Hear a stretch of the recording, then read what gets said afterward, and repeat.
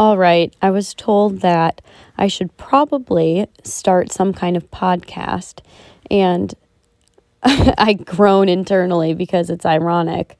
All of these crazy lefties who nobody even wants to listen to in the first place always start a podcast.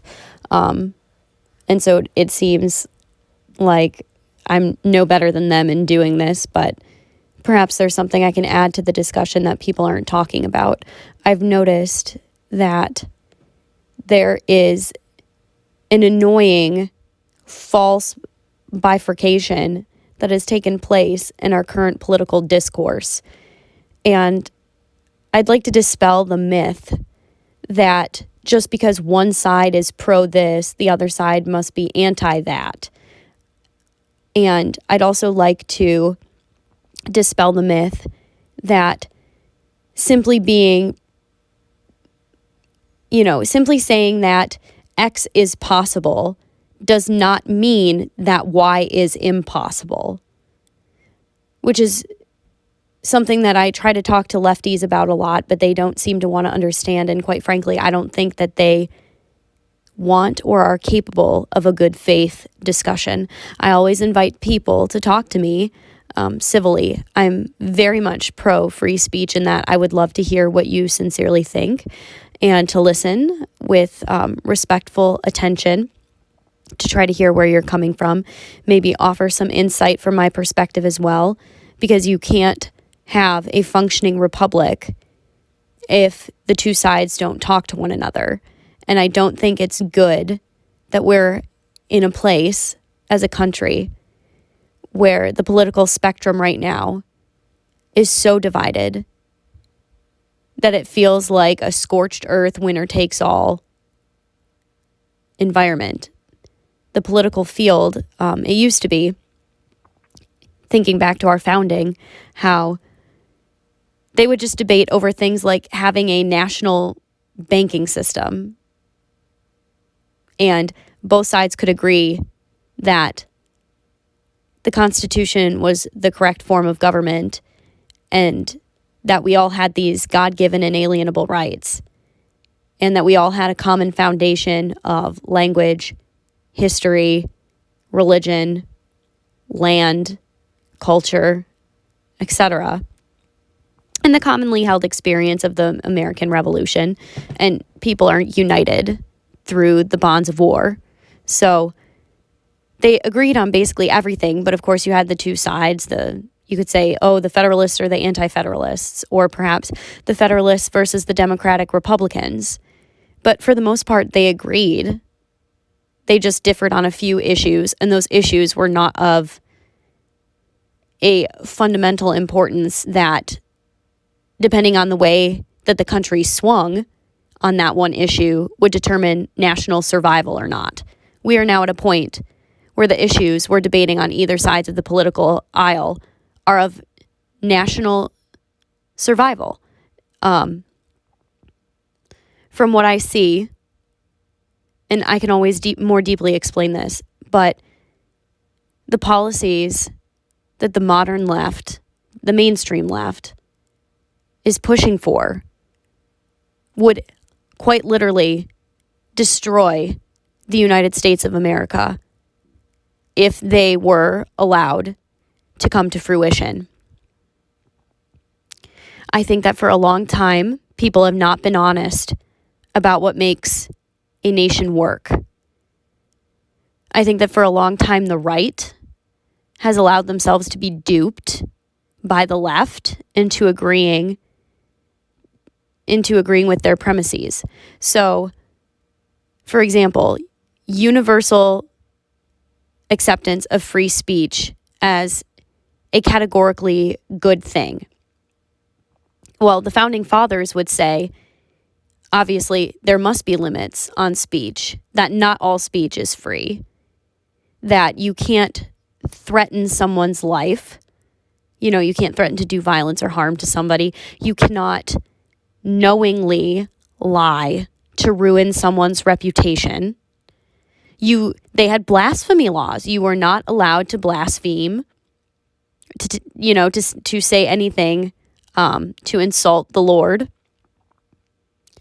In fact, there was a landmark Supreme Court case about that during the American founding era. So there were limits, but it was agreed that with, barring those, few exceptions, you should be allowed to say what you really think politically. And now we're finding that the modern left does not even agree to that that's too loose, that we need to put up guardrails to curtail the boogeyman of misinformation or disinformation, and that free speech is dangerous. What kind of, how, you can't even say that this is the United States anymore because we're not even agreeing on foundational principles. We can't even agree that we have God-given inalienable rights. We can't even agree that the constitutional system of government is the best form that this country could have. We can't even agree on what the foundation of morality in this country should be. The founding fathers all agreed that the foundation of morality in the U.S. should always be Christian morality based on the Bible, natural law. So we're at a point where the two sides can't even agree on that. How can you possibly maintain a country when the two mainstream political parties are that divided? You can't. It's foolhardy to think that you can continue maintaining a civil society with people that diametrically opposed to you. And I think that many on the right have tried to extend a hand and say, well, maybe we need to adopt the attitude of just don't make me pay for it, or you do you, boo. Like, as long as you're not forcing it down my throat, I don't care what you do. But see, that doesn't work, because what we're seeing is that what they're pushing is so egregious that it should cause the common right-wing voter to go, that can't stand. I cannot tolerate that. That is too heinous to allow to continue. And for those who maybe are skeptical that we're really at a crisis point, or for those who are trying to convince friends and family that we're really at a crisis point, consider the fact that in the California state legislature, a bill was introduced to allow the abortion of a child up to 24 days after birth. That would legalize infanticide. And the Biden administration has now recommended for the treatment of gender dysphoria in children, puberty blockers, hormone therapy, and gender reassignment surgery, such as double mastectomies.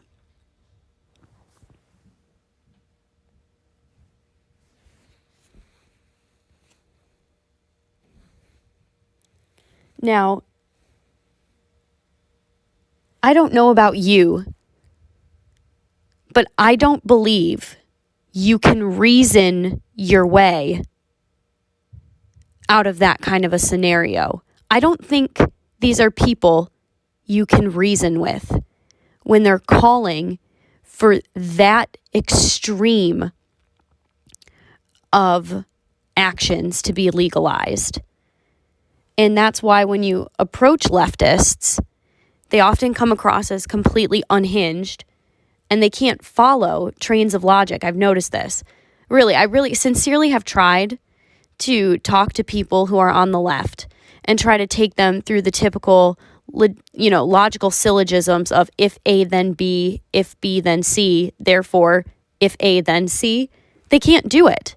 They literally cannot. They are so clouded by their hysteria that they are incapable of executing rational thought. And I don't even necessarily blame them, because in the case of younger leftists, people my age, Gen Z, I do not believe they were taught to reason. I've noticed that so I was blessed enough to go to private school my whole life. And believe me, that was a massive sacrifice. I don't want to hear, oh, you poor, privileged, rich kid. It was nothing like that. And I absolutely resent anybody who says that, because when your family, sends you to private school and you're a, working class family, what that means is there's no family vacations. I mean, I'm not trying to sound bitter. I'm just trying to tell the truth. My fiance's family, he went to public school his whole life. And his family went to Florida for a week, 2 or 3 times out of the year. They had a boat. They had extravagant Christmas gifts every year. Let me tell you, I remember as a little kid crying because my Christmas presents were always so small. And I would come home. I would go back to school from Christmas break, and the other kids would brag about the kinds of gifts that they got. And I would come home and say, Mom, Dad, what gives? Why didn't Santa give me what I wanted for Christmas? Why did I get this small thing instead of the big thing that I wanted? Or there were no, family vacations to Florida. God, no. I remember begging to go to Disney World as a little kid, and that never happened. And I'm not bitter about it. I'm simply saying that the sacrifices were made, that if we did go on family vacation, it was a weekend, it was Friday, Saturday, Sunday at a state park, tent camping. Okay, so I don't want to hear any of that complaining about, oh, you poor little rich kid. It was nothing like that at all. And in fact, we always grew up understanding that money was very tight and there was always financial stress. It hung over the family. And I think that most families can say that that was their experience. I think most members of Generation Z can say that there was extreme financial anxiety in the home growing up. And regardless, I was blessed to receive a private education my whole life through the sacrifice of my parents. And something that I'm very grateful for is that my private education taught me how to reason. And I've noticed, especially, unfortunately, kids my age who went to public school, they don't know how to reason. They don't know how to write essays that would back up their claims with facts. Everything is just spewing opinion. And they don't even realize that they're doing it necessarily. So there's also a lot of ignorance. And again, it's easy to say, oh, the lefties, they don't know anything. I mean, you can't necessarily blame people for not knowing things. I mean, how can you know that you don't know something? It would take a certain level of self-awareness that a lot of people naturally don't have. I don't think that self-awareness is a common trait. But regardless, we have Generation Z who's woefully ignorant to the point of 51% would consider themselves socialist, communist, or Marxist, and believe that socialism, communism, or Marxism would be the best form of government. That should be bone-chilling to everyone in America.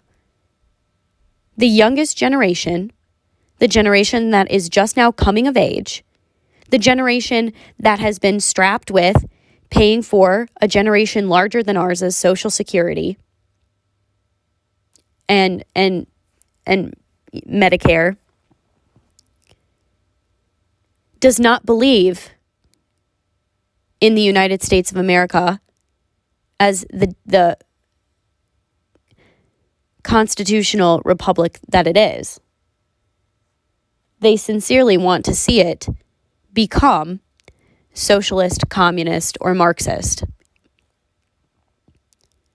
I don't know about you, but I've kind of become numb to the fact that my generation wants a revolution. And I don't say this to shock or scare people. I say this that you all should be aware this is really how they think. They were serious when they burned cities down in 2020 for the sake of racial justice or social justice. They were serious. And so now what are we going to do? You have an entire generation of young Americans that are just about to come of age, just about to become one of the main labor forces, as the boomers are aging out. I know my parents are 5 years away max from retirement. They're just about to age out of the job market. My generation is just getting into the job market. We're saddled with, $1 trillion in student loan debt? And this is something where I don't think it's productive for conservatives to take a curmudgeonly stance on this. Now, I would never advocate for student loan debt forgiveness, because that's basically saying the general public, through their hard-earned wages, get to pay for the crappy education that a bunch of people my age and older took on. I mean, that's not just. But it goes back to the fact of the matter is the right has kind of been jujitsu'd, grappled, if you will, into taking dumb positions on issues and then getting bludgeoned over the head for it when we didn't need to. Because it seems like people on the right are not even aware that there is such a thing as conservatism of the heart, and there is an alternative to neoconservatism, which is kind of that cold-hearted, big money capitalist, international trade stance, which the reason why a lot of people on the left are anti-Republican is because of those kinds of Republicans. And those kinds of Republicans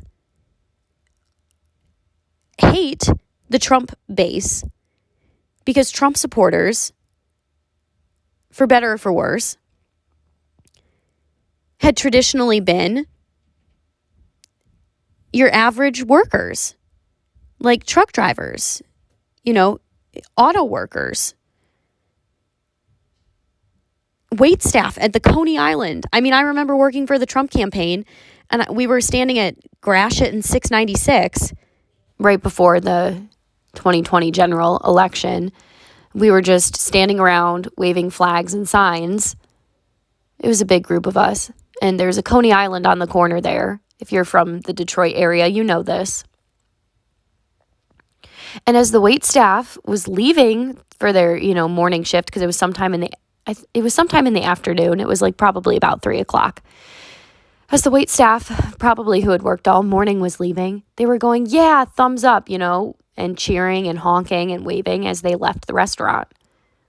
The Trump base was everyday average Americans who had been completely left behind by the Republican Party that was and is still trying to be the party of big business, shilling for the major corporations that have outsourced our wealth to foreign labor markets. I mean, it's so silly. It's so silly because I talk to these leftists and they say things like, we need a $15 minimum wage because that protects the American worker from the greedy capitalist pigs. And you're a Republican, so you're protecting the greedy capitalist pigs. Well, hold on a second. Again, you're operating in this false bifurcation where because I'm Republican, I must be pro-big business. And because you're a Democrat, that means you're anti-big business. And that there is no world in which you can be both anti-big business and hold conservative values. And I try to tell people it is not a conservative value to shill for big business, especially when those big businesses are transnational, multinational corporations with no ties to state or nation, with no care for the American people or our governmental system or our culture or our way of life. Their only loyalty is to money. And their loyalty may tangentially be to the United States because right now the dollar is the international currency, but it's very quickly going to be overshadowed. And once it is, their loyalty will go wherever, whoever backs the international currency.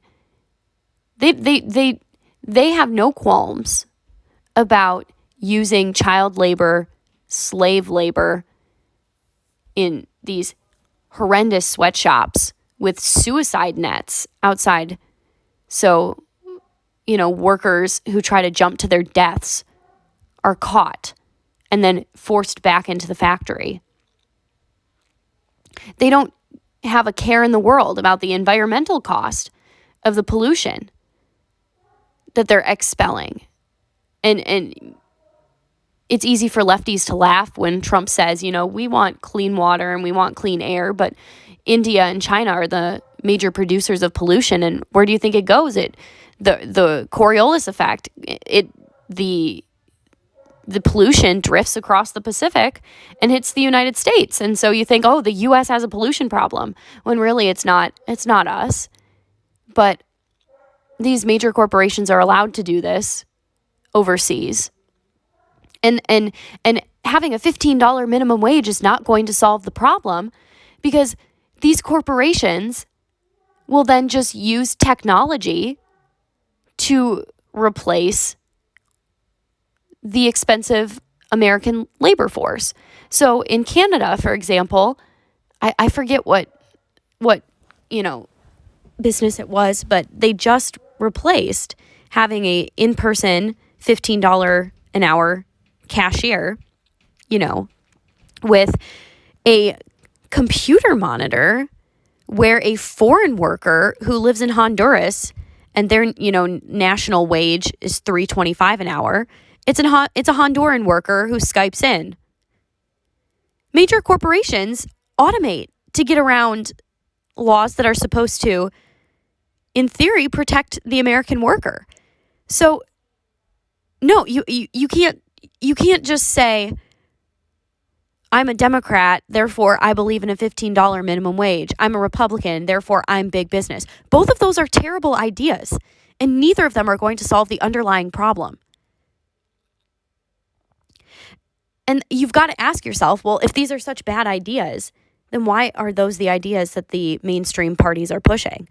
Why is it that the two-party system in America that's supposed to represent the thought of the majority of Americans in government, why is it that both of them are pushing terrible ideas? It's a very good question. And then I don't want to hear, because inevitably somebody pipes up, this is why we need a three-party system and ranked voting.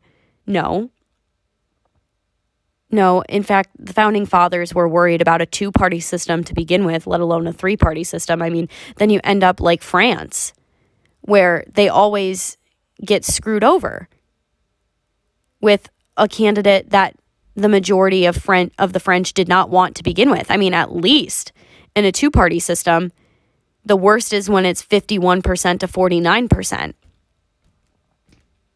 And at least 51%, over half of Americans may be satisfied. At least slightly over half. But, I mean, who could be satisfied when you have it always screws over the people who are more independent thinkers, like the people who maybe united behind Zemmour rather than Le Pen. They are the ones who, because of the multiple parties and ranked voting, will never unite behind one party to overcome the other. They always faction off into a bunch of smaller different parties and then get, run over by a different party that is more united and maybe doesn't even have the national support of the majority, but it doesn't matter. And anyways, but that's another story. It's not worth it to talk like that. Not worth it to talk about it right now, at least. That's not our point here. The point here is, why is it that the two-party system right now is so defunct? Why does it not satisfy anyone? It's because the major players in the two-party system really ideologically agree with one another on just about everything.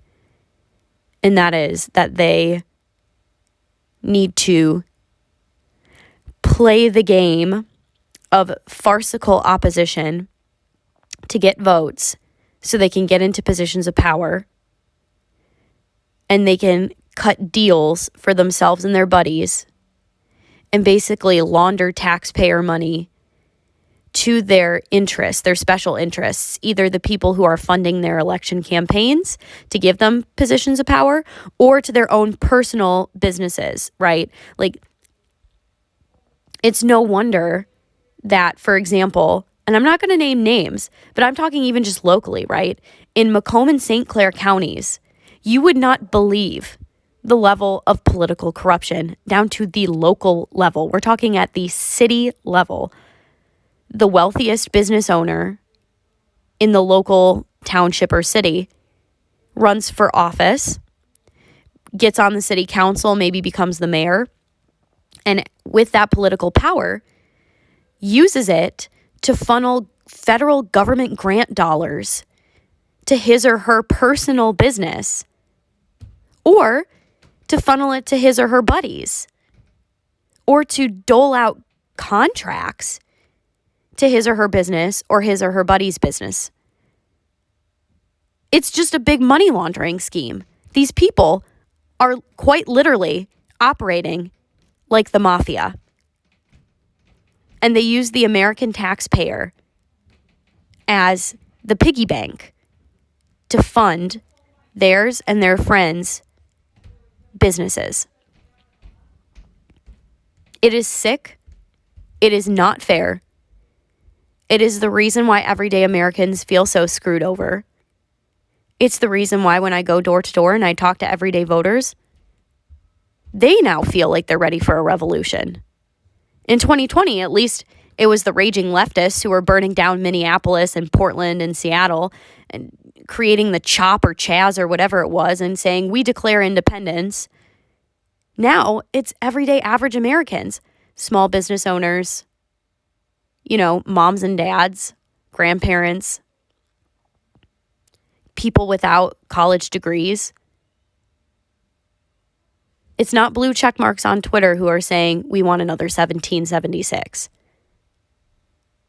It's the great unwashed masses, us peons out here, who are saying this can't continue. We're being robbed blind by the people whose salaries we're paying to serve us, to do what's best for us. It's racketeering, and the people are finally aware of it, of just how bad it really is. And so you have these two sides. You have Generation Z, who's foaming at the mouth for a Marxist revolution, who openly advocate for communism, who are excited for that. And then you have the everyday average Americans who are saying things like, I'm ready for another 1776. If the government tries another lockdown, let them try to close my business.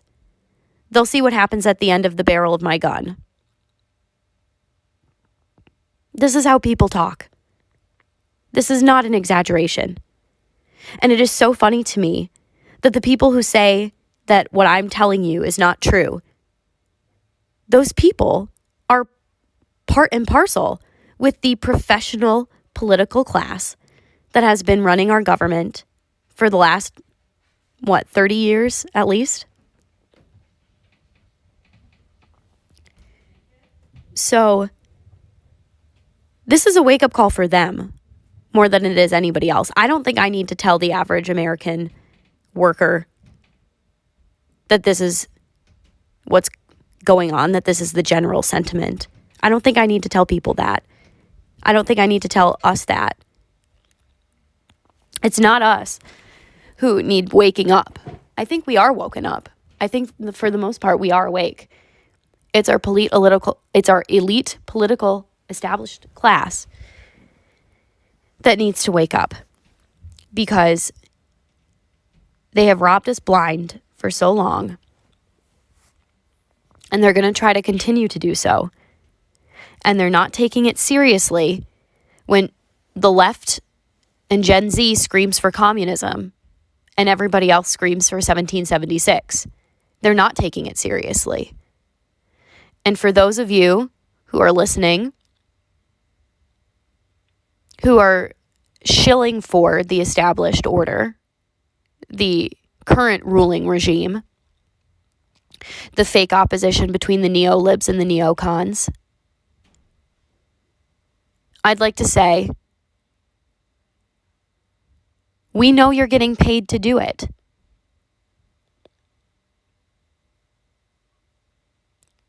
We know you are being paid to shill for this broken regime. This is not the government that the founding fathers created. This is a racket. This is rule by the mafia. It's essentially an oligarchy. And we know it, and you know it, but you're trying to gaslight us into thinking it's not that, because you're the bottom rung on the totem pole getting paid to do so by your wealthy patrons. And your wealthy patrons are the ones who want it to stay this way.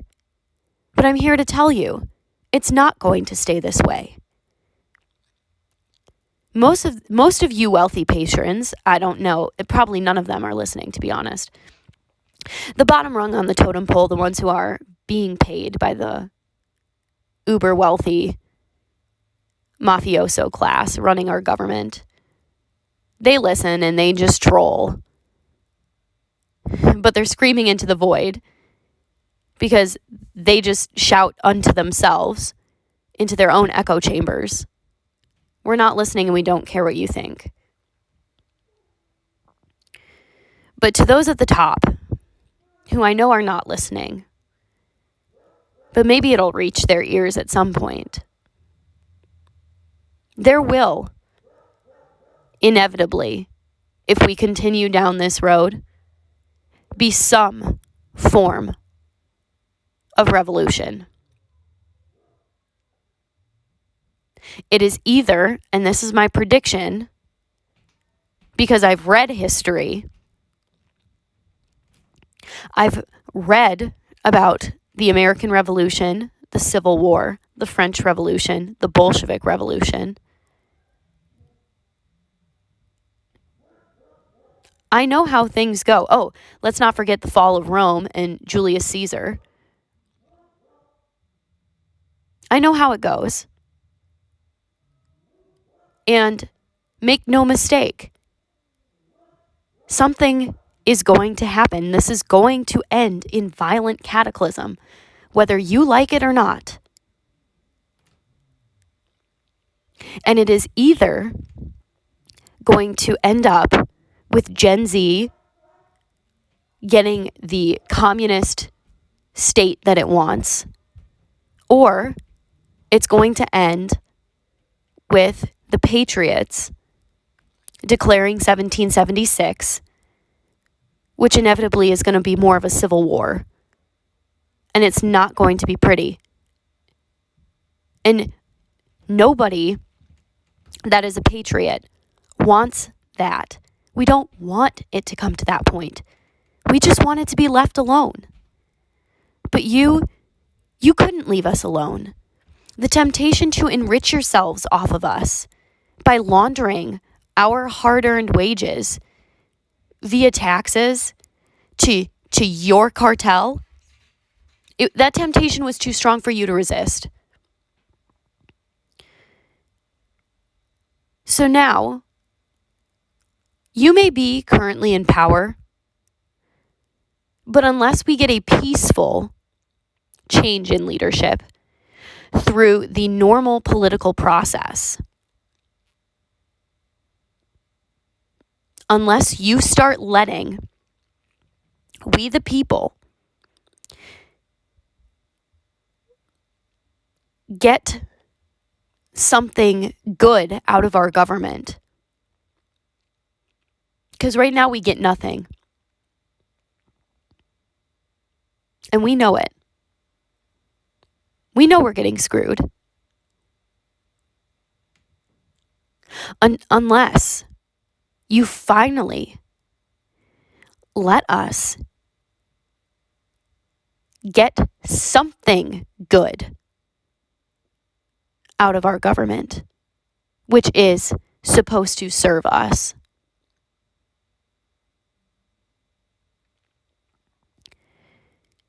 There will be some kind of violent, bloody cataclysm. That is my prediction.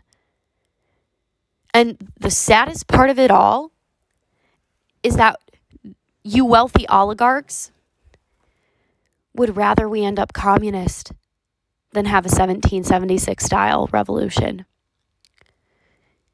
Because under communism, ultimately the party remained in charge and got to continue to run the government like a mafia. It just satisfied some of the radicals and made them shut up and stop barking at you.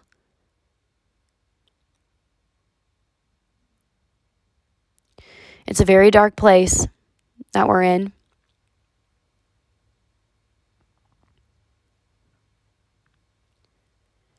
It's a very dark place.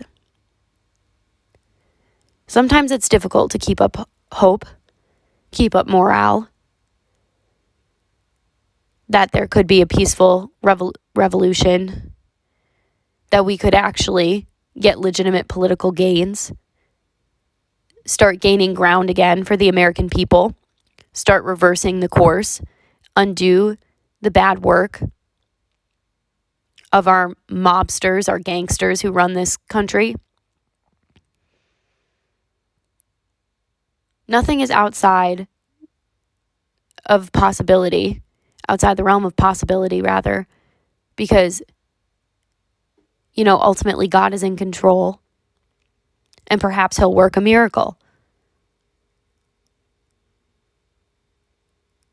Which is why people like me are doing everything in our power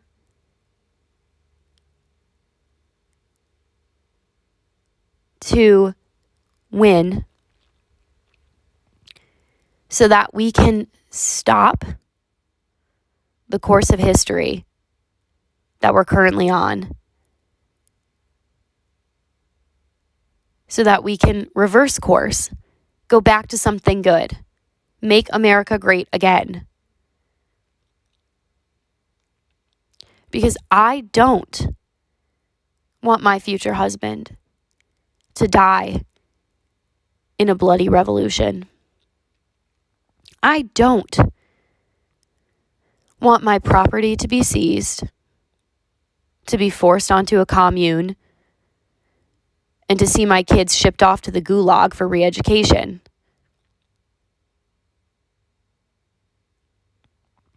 I just want peace. I want tranquility. I want to be left alone.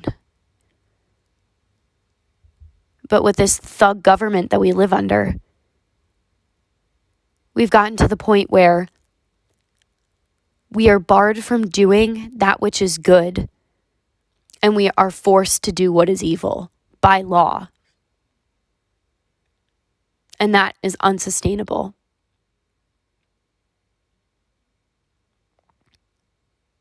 I pray that God delivers us from the evil and unjust regime that we currently live under, and that our occupied government is vacated and instead filled back up with new, God-fearing, America-loving patriots. Godspeed, everybody. God bless you. Hold the line. Much love to you all.